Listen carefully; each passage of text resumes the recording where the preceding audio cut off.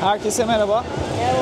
Bugün Halloween, 31 Ekim ve bugün Amerika'da Halloween'in, Cadılar Bayramı'nın en özel kutlandığı yerlerden birinde Salem'deyim, Massachusetts'teyim. Bugün burada bir yürüyüş yapmak istiyorum sizinle beraber. Aslında şu an saat 4, insanlar birazcık daha akşama hazırlanıyor henüz. Ama yine de size buraları gösterip böyle beraber bir yürüyüş yapmak istedim. Birazcık da Halloween'den konuşuruz. Biz de büyük ihtimalle Boston'a gideceğiz. Halloween'de Boston'da olacağız.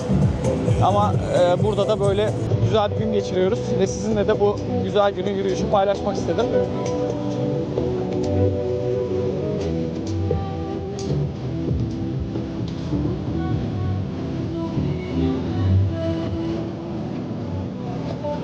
Halloween aslında kökeni oldukça eskiye dayanan, yani hem tarihi hem de kültürel açıdan çok ilginç bir bayram. Halloween her yıl işte 31 Ekim gecesi kutlanan bir gelenek. Özellikle Amerika Birleşik Devletleri, Kanada, İrlanda. Zaten aslında kökeni İrlanda'dan geliyor. Birazdan bahsedeceğim, o konuya da gireceğim. Bir Kelt geleneği aslında. İşte Birleşik Krallık'ta yine kutlanıyor. Ama en yaygın kutlandığı yer artık böyle bir gelenek haline gelen Amerika Birleşik Devletleri ve Kanada.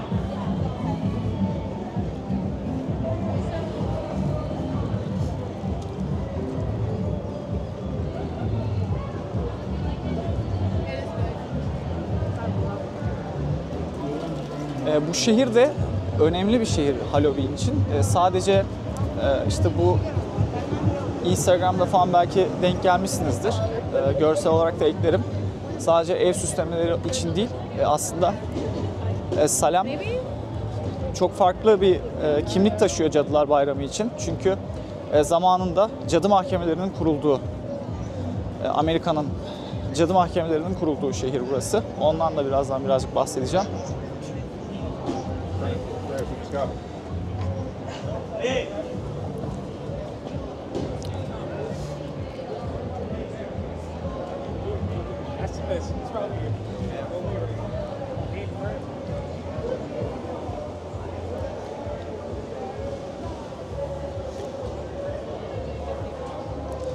Günümüzde insanlar işte böyle kostüm giyip evlerini süslüyorlar. İşte trick or treat diye bir gelenek var, yani şeker mi, şaka mı? İşte bal kabakları oyuyorlar. Korku temalı partiler düzenleniyor. Ama aslında bu Halloween'in kökeni yaklaşık 2000 yıl önce kutlanan antik Kelt Festivali, yani Samhain isminde bir festivale dayanıyor.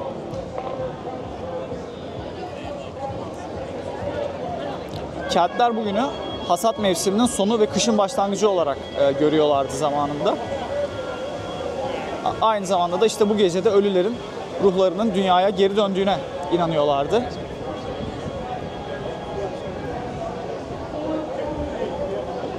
İşte insanlar ateş yakıyorlardı, maske takıp kötü ruhları uzak tutmak için kılık değiştiriyorlardı. Aslında bal kabağı geleneği de oradan geliyor.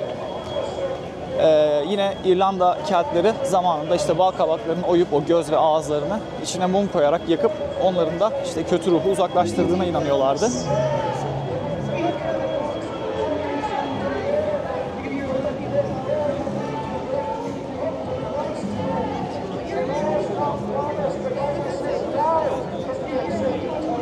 Daha sonrasında Romalılar Kelt topraklarını fethedince bu gelenekler Romalı festivallerle birleşiyor.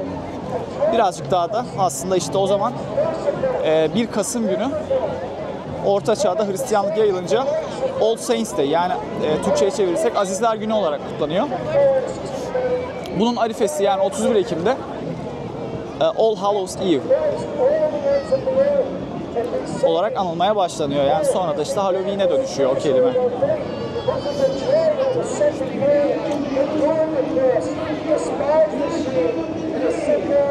Etraf oldukça hareketli bu arada.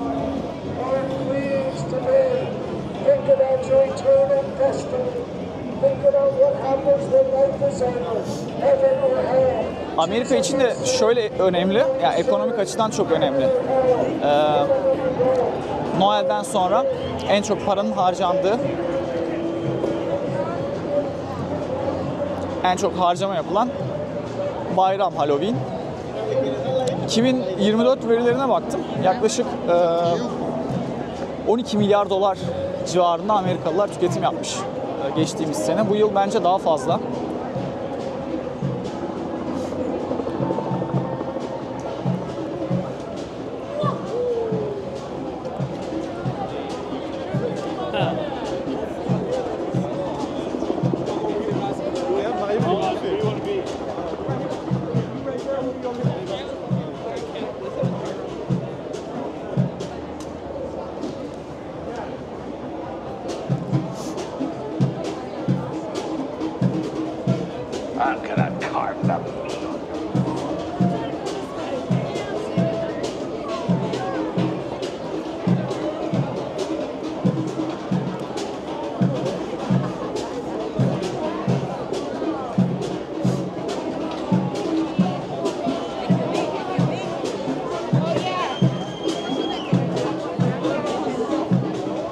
Beğendiğim bir tema oldu bu.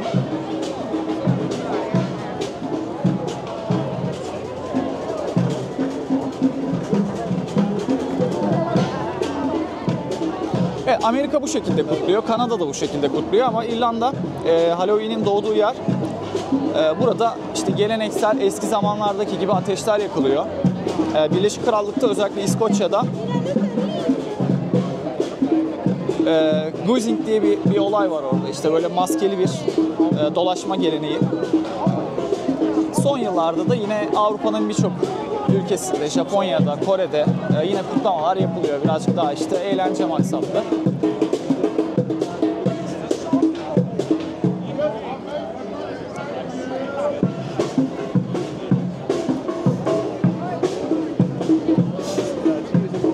Şuraya birazcık gitmek istedim. Town Hall var burada.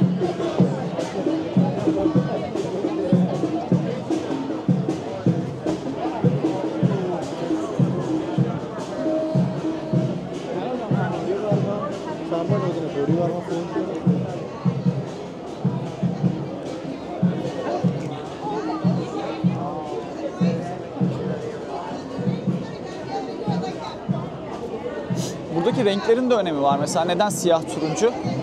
Şöyle siyah ve turuncu renkler işte yine Kelt geleneğinde ölüm ve hasat mevsimini temsil ediyor. Yani buradaki bütün semboller aslında işte cadılar, hayaletler, iskeletler, karanlıkla, ölümle ve öte dünyayla ilişkilendiriliyor Kelt geleneğinde. Tabii dediğim gibi buradaki birçok insan aslında bunu eğlence amaçlı yapıyor. Artık öyle çok bir dini bir tören değil bu.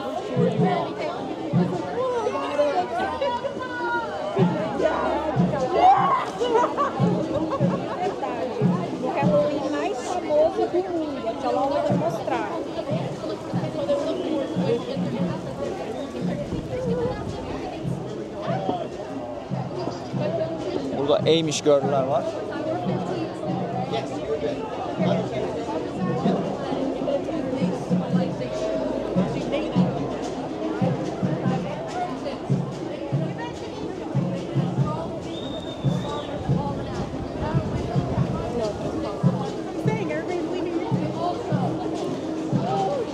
Şimdi biraz Salem şehrinden de bahsetmek istiyorum. İngilizce Salem olarak telaffuz edilen Massachusetts'te Boston'a çok yakın bir şehir. Küçük bir şehir. Buranın nüfusu yaklaşık 45 bin. Ben de ilk kez geliyorum. Şu an ilk kez sizinle beraber yürüyorum burada. Boston'a gelmişken burayı da Halloween'de görmek istedim. Çünkü birazdan anlatacağım şeyler doğrultusunda neden işte kesiştiğini anlayacaksınız bu Cadılar Bayramı'yla Halloween'le bu şehrin.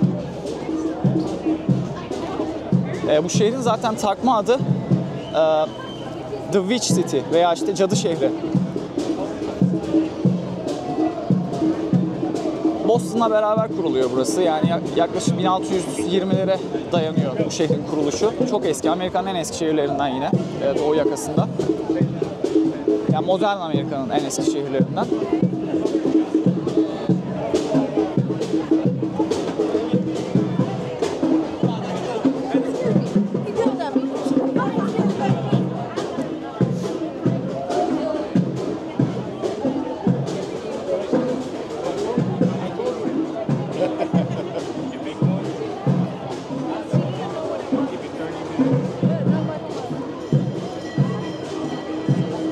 1600'lerde dedik, 1600'lerin başında burası şehir İngiliz koloniciler tarafından kuruluyor ve kısa sürede bir liman şehri olarak gelişiyor.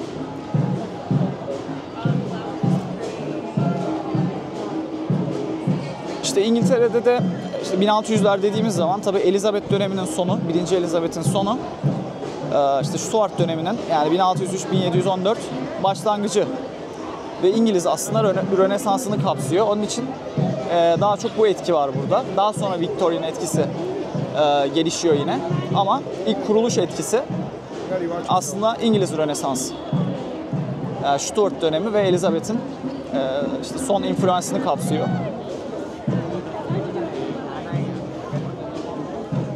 Çok kalabalık bu arada, biraz yürümekte zorlanıyorum ama.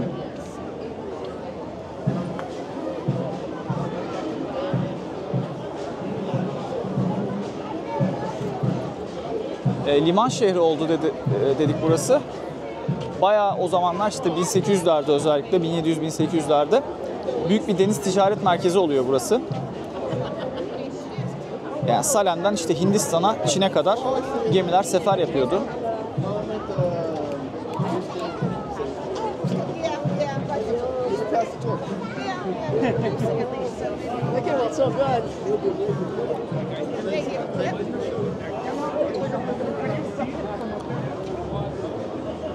Şehir böyle biraz gezince şey de çok güzel. Burası zaten Downtown District. Yani tarihi binalar çok iyi kurulmuş. İşte bu 1600'den kalma 17. yüzyıl evlerinin bulunduğu özellikle Chestnut Street. Çok güzel.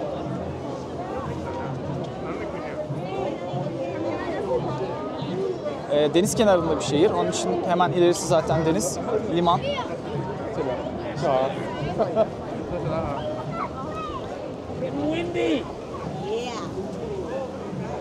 Özellikle Ekim ayında gelirseniz Boston tarafına buraya da mutlaka uğrayın. Yani 30-40 dakika mesafede Boston'dan. Arabayla da gelebilirsiniz. Tren seferleri de var.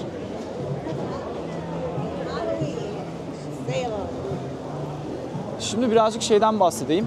Bu cadı mahkemelerinden. Korkunçmuş gerçekten. 1692 yılı burada karanlığın başladığı yıl olarak adlandırılıyor.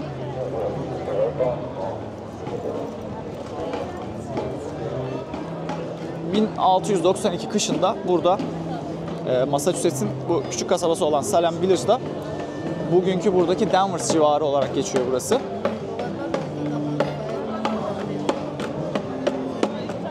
Bu da çok güzelmiş. Birkaç böyle genç kız garip davranışlar sergilemeye başlıyor. İşte titriyorlar, böyle çığlıklar atıyorlar. Ondan sonra havaya bakıp işte görünmeyen varlıklarla falan konuştuklarını söylüyorlardı. Doktorlar, böyle işte o zamanın doktorları fiziksel bir neden bulamayınca bu bir büyü işi diye bir sonuca varıyorlar.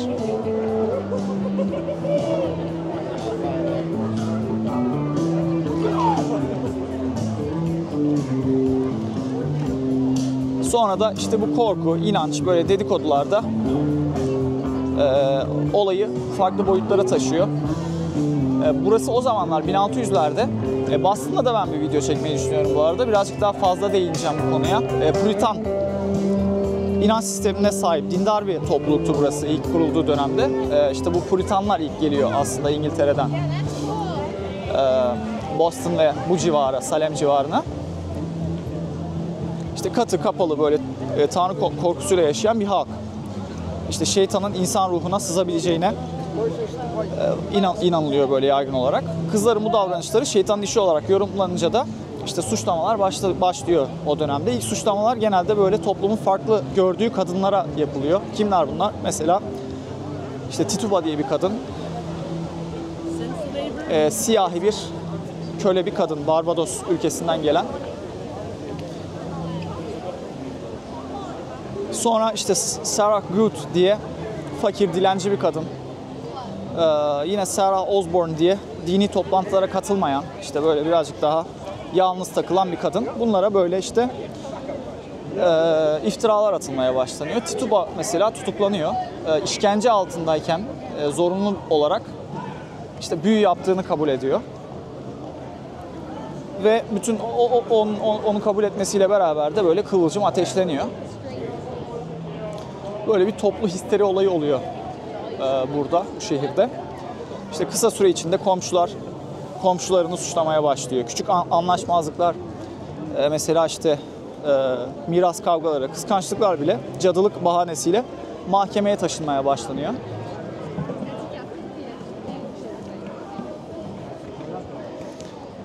Bahar aylarına gelindiğinde 1692'de de 200'den fazla kişi cadı olmakla suçlanıp bu cadı mahkemelerinde yargılanıyor ve idamlar gerçekleşiyor.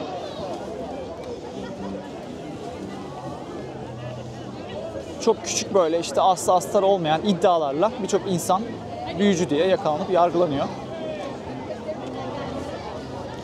Sonra ne oluyor? Sonrasında yılın sonuna doğru, böyle artık 92'nin sonuna doğru halkın vicdanı ağır basmaya başlıyor. Çünkü işte böyle yakılarak idam edilenler, farklı şekilde hapiste işkence görenler derken bazı yargıçlar, halk böyle pişmanlık duymaya başlıyor ve işte o zaman Tanrı inancı da yaygın olduğu için Tanrı'nın azabından korkup işte tırnak içinde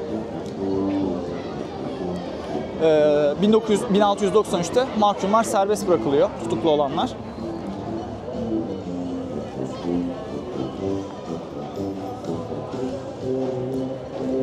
...1697'ye gelindiğinde Massachusetts yönetimi resmi olarak özür diliyor. 1900'lere geldiğimiz zaman da eyalet yargılamaların tamamen suçsuz olduğunu kabul ediyor. Eyalet olarak, resmi olarak.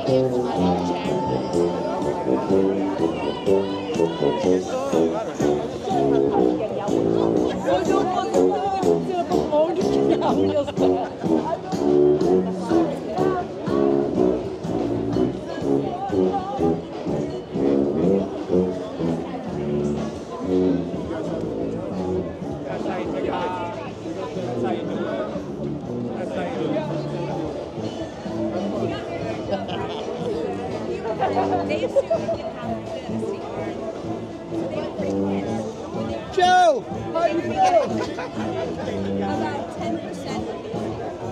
So Joe made a plan. He was like, we're going to get this in the bag. So we're going to approach John. And it's just a thought. If we destroy him,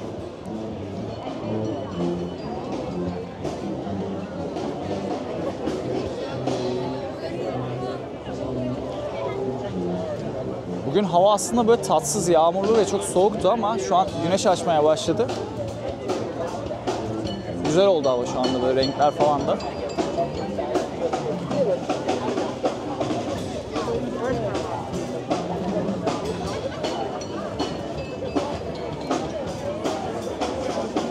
Ne düşünüyorsunuz kostümlerle alakalı? Güzel bir yürüyüş oluyor. Bence biraz farklı oldu.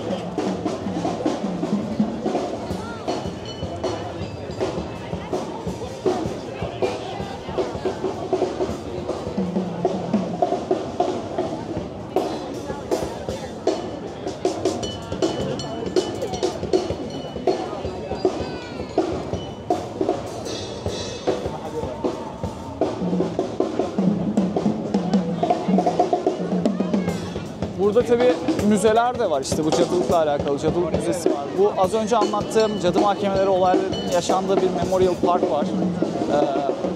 Oraları hep gezebilirsiniz.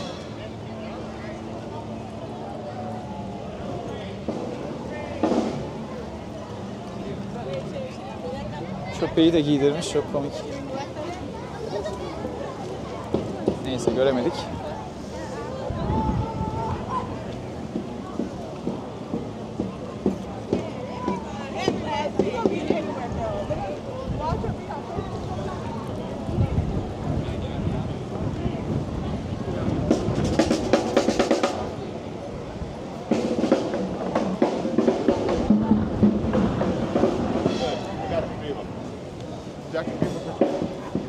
Burası okyanus kenarı bir şehir olduğu için böyle rüzgar olayı da çok fazla. Bu arada da şey var zaten, fırtınalar var.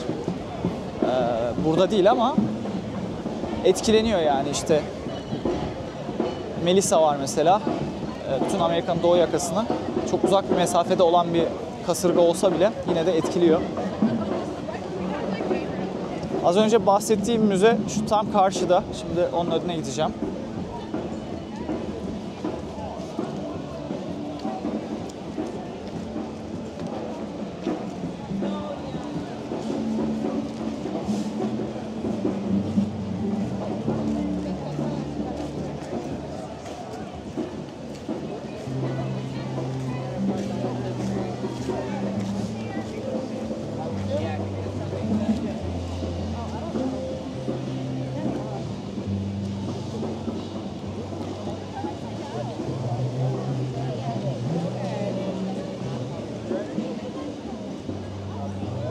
Evet, burası. I think they. We're just gonna come with you guys.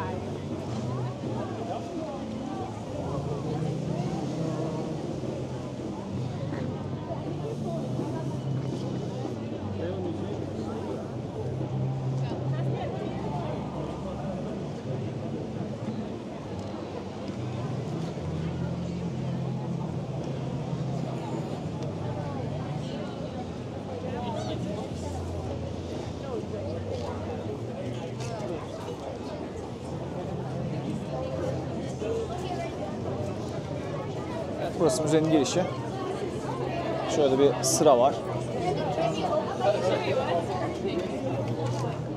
Bu arada yağmur da başladı. Çok ilginçtir. Ama şu tarafta yağmıyor. Şu arka tarafında şu an yağmur yağıyor.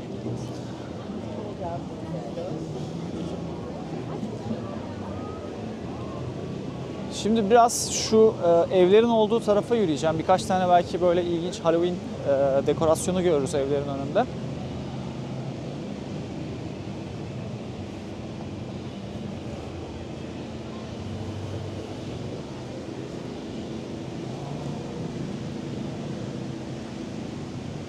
Evet, şöyle yürüyelim.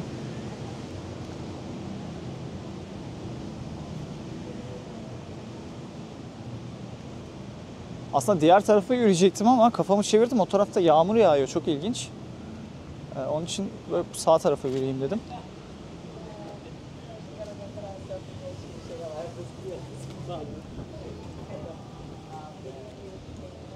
Tabii gelirken böyle yol boyunca çok ilginç dekorasyonlar gördük. Yani gerçekten böyle abartılı şeyler de gördük.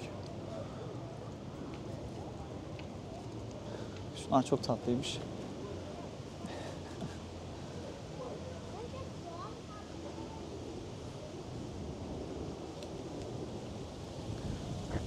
Şurada bir tane ileride büyük bir iskelet var. Gözüküyor mu bilmiyorum.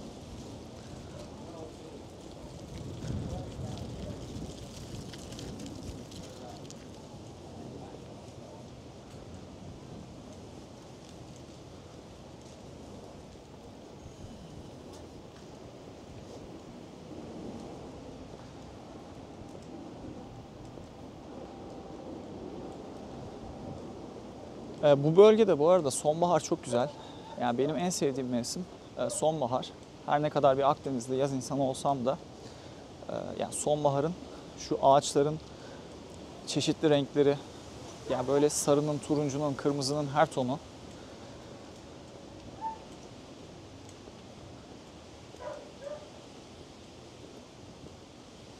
Böyle hava işte ne dondurucu soğuk ne sıcak. Alın kahvenizi çıkın mis gibi.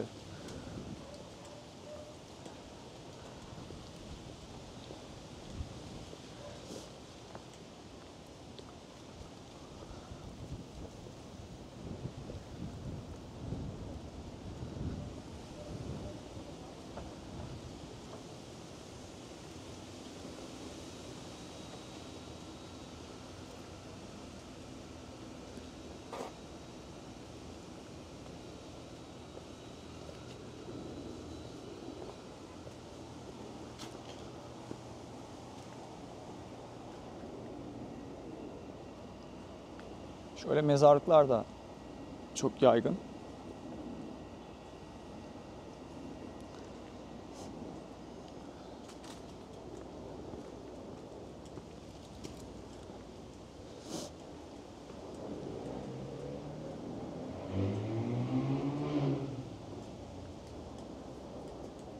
Şimdi biraz yürüdüm sokaktan. Burada karşıma bir tane kilise çıktı. Buradan devam etmek istedim çünkü en başta Puritanlardan bahsetmiştik, Katolik. Özür diliyorum, Protestan kökenli. Salim'in tarihinde önemli rol oynayan ilk işte göçmenler, İngiliz göçmenler.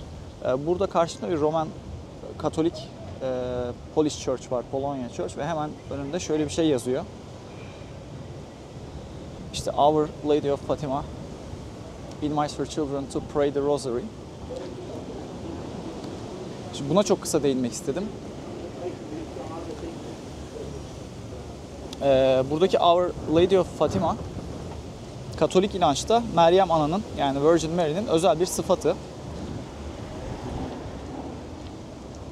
İşte bu isim 1917 yılında Portekiz'in Fatima kasabasında 3 çoban çocuğa işte göründüğüne inanılan Meryem Ana'nın Meryem Ana'ya atıfta bulunuyor aslında. O olay işte Katolik dünyasında çok yankı uyandırıyor o zamanlar. Çünkü Meryem'in orada işte çocuklara bazı mesajlar, örneğin işte barış için dua edilmesi, az önce okuduğum işte Our Lady Fatima, işte ne diyelim işte Lady Fatima çocukları dua etmeye çağırıyor veya işte tövbe etmeye çağırıyor gibi mesajlar içeriyor.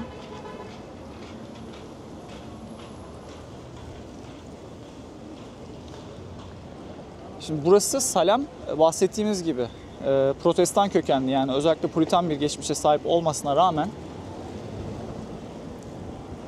işte 19-20. yüzyıllarda İrlandalı ve Portekizli Katolik göçmenler de bu bölgeye yerleşiyor. İşte Keltler veya işte bu bahsettiğimiz Portekiz Katolikleri. Daha sonra Polonyalılar.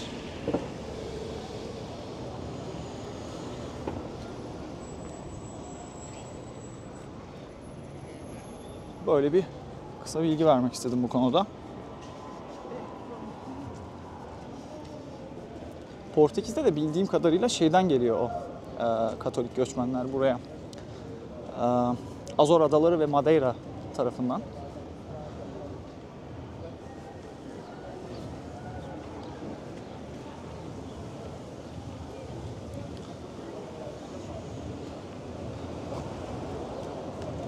Öyle bir yandan üşüdüğüm, bir yandan terlediğim ilginç bir yürüyüş oldu. Hava çok ilginç gerçekten. Kameraya tutan ellerim falan dondu ama diğer yerlerim böyle işte sırtım falan terledi.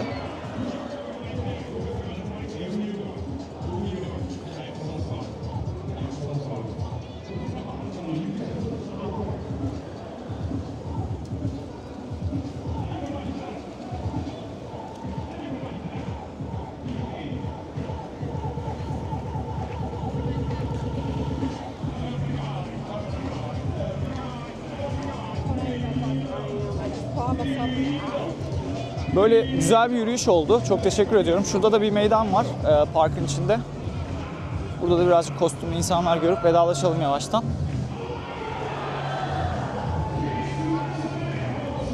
Umarım keyif almışsınızdır bu yürüyüşten de. Benim için çok keyifli oldu.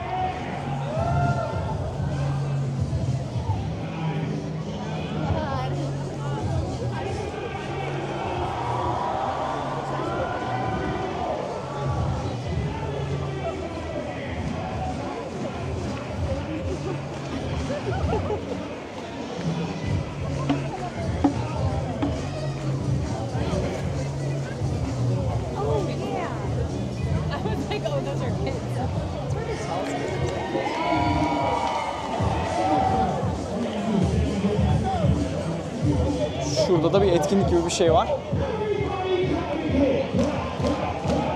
Şöyle bakalım oraya kısaca.